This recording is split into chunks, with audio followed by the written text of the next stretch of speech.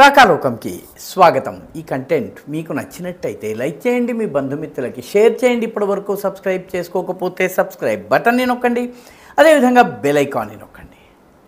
భారతదేశం పాకిస్తాన్ని నలువైపుల నుంచి దిగ్బంధనం చేస్తోంది. ఆపరేషన్ సింధూర్ ఒకవైపు ఇంకా ఆన్లోనే ఉంది, పూర్తిగా ఆపియలేదు. సింధు జలాల ఒప్పందము పాకిస్తాన్కి నీటికి సంబంధించినంత వరకు లైఫ్ లైన్, దానిని హోల్డ్లో పెట్టడం జరిగింది, అబేయన్స్లో పెట్టడం జరిగింది. పాకిస్తాన్ని భారత్ ముప్పు తిప్పలు పెడుతోంది. ఈ రెండింటితో పాటు దౌత్యపరంగా పాకిస్తాన్ని అన్ని వైపుల నుంచి భారత్ ఇరకాటంలో పెడుతోంది.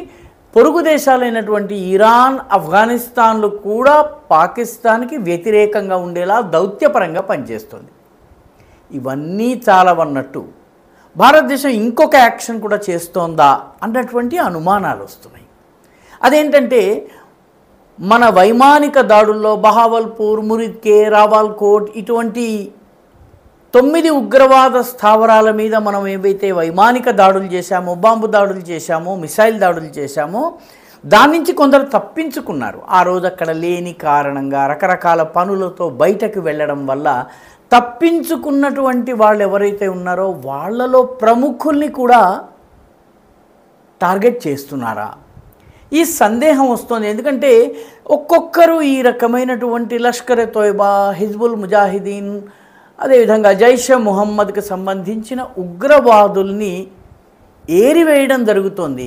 కొన్ని చోట్ల అన్నోన్ గన్మెన్ వెళ్ళి కాల్చడం జరుగుతుంది. కొన్ని చోట్ల వాళ్ళు అనూహ్యంగా ఆశ్చర్యకరమైనటువంటి పద్ధతిలో, అంతు చిక్కని పద్ధతిలో చనిపోతున్నారు.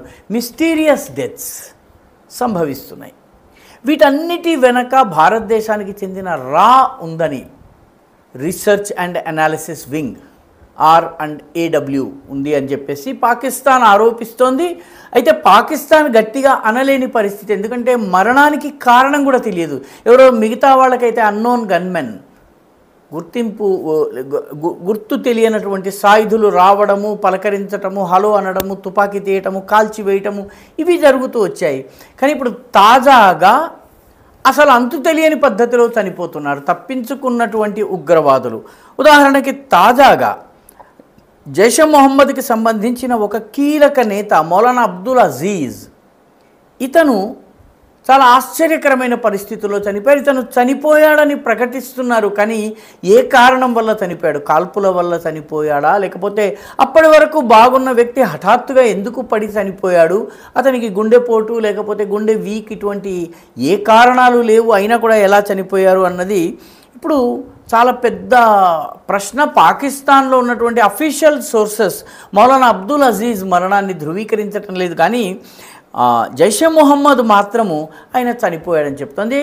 ఈ మౌలానా అబ్దుల్ అజీజ్ బహావల్పూర్లో ఉన్నటువంటి జైషే మొహమ్మద్ కేంద్ర స్థావరం మీద మస్జిద్ సుబ్హానల్లా పైన మనము దాడి చేసినప్పుడు అక్కడ లేడు, తప్పించుకున్నాడు. అక్కడైతే తప్పించుకున్నాడు, కానీ ప్రస్తుతము ఈ గుర్తు తెలియని వ్యక్తులు చేసినటువంటి ఏదో విచిత్ర కార్యం వల్ల మాత్రం గతమయ్యాడు, ఖతమయ్యాడు. ఉదాహరణకి ఇటీవలి కాలంలో పహల్గాం సంఘటన జరిగిన తరువాత లష్కర్-ఎ తోయిబాకి చెందినటువంటి రజావుల్లా నిజామానీని కూడా చంపడం జరిగింది 18 మే నాడు. అదేవిధంగా అంటే 18 మే అంటే కాల్పుల విరమణ జరిగిన తరువాత జరిగిన సంఘటన. అదేవిధంగా లష్కర్-ఎ తోయిబాకి చెందినటువంటి అబూ సైఫుల్లాని కూడా చంపడం జరిగింది.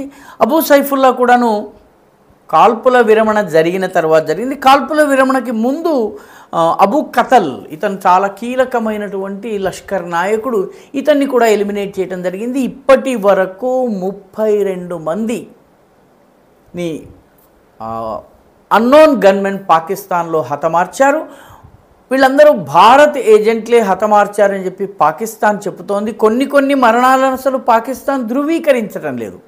33వ వ్యక్తి ఎవరు అని అనుకుంటూ వచ్చారు. 33వ వ్యక్తిగా మౌలానా అబ్దుల్ అజీజ్ లెక్క తేలాడు. 34వ వ్యక్తి ఎవరు?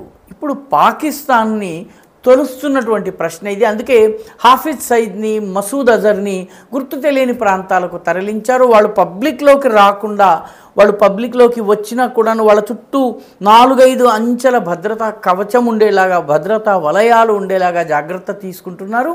ఎందుకంటే 34వ వ్యక్తి వీళ్ళల్లో ఎవరో ఒకళ్ళైనా కూడా ఆశ్చర్యపోనక్కర్లేదు. ఎందుకంటే ఈ అన్నోన్ గన్మెన్ ఎవరైతే ఉన్నారో, అన్నోన్ మెన్, వీళ్ళు తమ పనిని తాము చేసుకుంటూ పోతున్నారు. కాల్పుల విరమణ వాటితో సంబంధం లేకుండా భారత వ్యతిరేకులందరినీ ఏరి చంపుతున్నారు. వీళ్ళు రా అని పాకిస్తాన్ అంటోంది. అసలు భారత్ మాకు సంబంధం లేదు, పాకిస్తాన్లోని అంతర్గత గొడవల వల్ల ఇదంతా జరుగుతోందని భారత్ అంటోంది. ఏది ఏమైనప్పటికీ ఒక్కొక్క భారత శత్రువు ఖతమవుతున్నాడు. 33 అయ్యారు. ఇంకా ఎంతమంది ఉన్నారో, నెక్స్ట్ ఎవరి నెంబరో చూడాల్సి ఉంది. ఈ వీడియో మీకు నచ్చినట్టయితే లైక్ చేయండి, షేర్ చేయండి, ఈ ఛానల్కు సబ్స్క్రైబ్ చేయండి. మీ అభిప్రాయాన్ని కమెంట్ల రూపంలో తప్పనిసరిగా పంపించండి.